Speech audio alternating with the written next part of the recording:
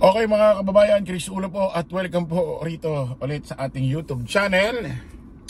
Pagpasensyahan nyo na po mga kababayan at hindi ho tayo sa studio ko nag-vlog or nagla-live dahil sa isang personal na bagay. Dito ho ako sa isang lugar ho ng Laguna. So dito muna tayo ilang araw. So ito po mga kababayan, pag-usapan ho natin itong si Senate President Chis Escudero na asawa ho ni Heart Evangelista na ex ho ni Jericho Rosales. Ang lupit ng introduction. Okay mga kababayan, eto kasi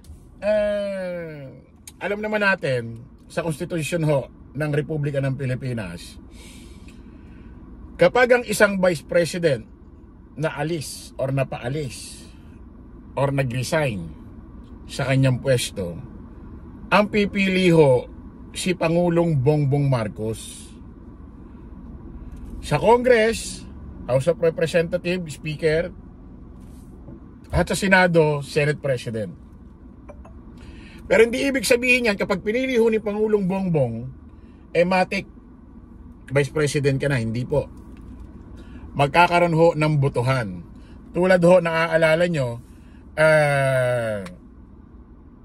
si Senate President Zubiri, o di ba napaalis sa pwesto, nagbotohan kung si Senador Chis Escudero magiging Senate President. O di ba nagkaroon ng botohan, tapos may mga bumoto rin kay Zubiri na paalisin. Parang ganon din ho yan. Magkakaroon ng botohan kapag si Senate President Chis Escudero napili ni Pangulong Bongbong Marcos. At ito naman si House of Representatives Speaker Martin Romualdez. Ito mga kababayan, pag-usapan lang ho natin itong pahayag ni Senate President Chis Escudero na kung saan medyo sa aking pananaw, opinion, medyo naiimpokretohan ho ako, no? Wala raw siyang interest, hindi raw siya interesado dito sa pagka Vice President kung sakaling mapipili siya. Nagtataang ako kung ganun pala, bakit nung merong issue sa Senate na kung saan patatalisin si Zubiri o napupolitika, bakit nung pinili siya, inendorso siya sa buong Senado ni Jinggoy Estrada, bakit pumayag siya? Hindi niya tinanggihan. Pakinggan mo natin itong kanyang explanation at may papaliwanag tayo mga kababayan. Pangit na hindi. In fact, sinabi ko rin ilang araw na nakalilipas, hindi ako interesado maging vice. Ang pangit naman nun sa panlasa, kami magdedesisyon, kaugnay niyan, tapos yun pala, interesado ko at gusto ko pala. So ngayon pa lang sinasabi ko na, hindi ako interesado, tatanggihan ko yun, kung inalok man sa akin yun. Hindi tama at hindi dapat ginagawa yun. Ito mga kababayan, hindi raw siya interesado sa pwesto ni Vice President Sara Duterte. Kung sakali raw mapipili siya, tatanggihan niya si Pangulong Bongbong Marcos. Yun ang sabi niya. Sa akin naman, wala namang problema kung mapili siya ni Pangulong Bongbong Marcos na siya ang maging Vice President. Wala namang problema doon kung interesado rin siya. Unang-una, especially kung ito naman si VP Inday Sara Duterte, legal, nasa tamang proseso na mapapaalis siya sa pwesto. Wala namang magiging problema doon. Pagka ganun talaga nangyari, dapat talaga mamili ang presidente. Kung talagang siya mapipili, ba't di niya tatanggapin? Pagbobotohan pa rin naman yun Hindi naman ibig sabihin, pinili ka ni Pangulong Bongbong Marcos, ibig sabihin, ikaw na ang Vice President. Titignan pa kung sasang-ayon yung mga kasamahan mo. Magkakaroon pa ng botohan. Kasi nga mga kababayan, ito si Senador Chis Escudero, si Senate President, hindi talaga maganda kung maririnig sa kanyang bibig, sa kanyang mga interview ng kanyang ng mainstream media reporter, na para bang ang tono ng kanyang pananalita gusto niya sa posisyon ni Vice President Inday Sara kung mawawala sa pwesto. Hindi magandang pakinggan eh. Unang-una, mababa siya ng magkabilang kampo. Kumbaga, lahat talaga ng dapat ipahayag ni Chis Escudero sa kanyang mga interview, dapat talaga bilang Senate President, laging gitna lang sa issue. Hindi niya po pwedeng ipakilala ang sarili niya na kung saan, kung i-analyze ang kanyang mga pahayag, sagot sa mga reporter, mainstream media, para bang kinakampihan niya ang administrasyong Marcos at anti-Duterte siya at interesado siya sa pwesto ni Vice President Inday Sara Duterte. Kinakailangan lagi lang talagang as in gitna. Hindi maganda sa kanyang pananalita kung parang may kakampihan siya kasi Senate President niya eh. Pero syempre tao yan eh. May isip at puso't damdamin yan. Ibig sabihin ano ibig sabihin natin dito? Ang ibig sabihin natin dito, ang point natin dito, tao yan, merong kinakampihan yan. Hindi pwedeng wala.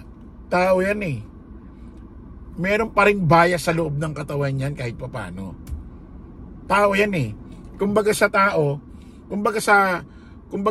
kahit anong bang tignan niya, kahit ano pa suot ng damit niyan, yung dumi niyan, mabantot pa rin. Yung ebak niya, mabantot pa rin. Ganon din yan, meron pa rin bias sa katawan niyan. May kakampihan pa rin yan. Kaso rito sa mga pahayag niya, kinakailangan ganito talaga sabihin niya. Hindi talaga pwede niya sabihin, interesado ako. Pag ako pinili, wala akong magagawa. Ako pinili ni Pangulong Bongbong eh. Anyway, pag bubutuhan pa naman ng mga kasama ko senador, hindi pwede niya sabihin yun. Hindi niya pwede sabihin yun. At pangalawa, meron pang isang dahilan. O pwedeng natatakot din talaga siya sa mga Duterte. O pwedeng natatakot siya na balang araw balikan siya. Gawan-gawan siya ng istorya ni Digong. Gawan-gawan siya ng istorya ni Digong. Baka sabihin ni Digong si Senate President Chis Escudero ay bangag din. Tuloy natin. Sa katunayan, sa parte ng Kamara siguro dapat ganun din, di ba? Kasi pipili nga mula sa Kongreso eh. Hindi naman din siguro dapat konsiderahin yan nung mga pumirma at nung mga nagsusulong ito, dahil baka mamaya masabihan sila na ito lamang pala ang interes at gusto nila kaya nila ginawa ito. So prudence is the better part of valor. Delicadeza is rarely seen in government, but I think we can always go back to it and rekindle and refresh it in the minds of our people. Kaugnay ng pagtakbo sa 2028, wala rin akong balak sa totoo lang. Mas gusto ko, pinag-uusapan namin yan ng asawa ko at kapatid at pamilya, ang mas direction ko pagkatapos ng term ko ng 2028. Bagaman, pwede pa ako mag-re-elect ng isa pang termino bilang... Alam niyo mga kababayan, aminin natin, si Senate President Chis Escudero, magiging malaki ang kanyang tungkulin or partisipasyon dito sa impeachment trial ni VP Inday Sara Duterte. Ako opinion ko, na-analyze ko rito kung may tamang diskarte, kung may bias mang konti si Senate Chis Escudero sa kanyang katawan, at may mga plano man siya at may mga agenda man siya rito na siya lang ang nakakaalam, or mayroon din siyang kakilala o kasama na may mga plano sila, tingin ko ang gagawing galawan dito ni Senate Chis Escudero, pupuliduhin niya ang galaw at mga plano. Na yung tipong hindi siya pag-iisipan ng pamilya Duterte para di siya mabalikan.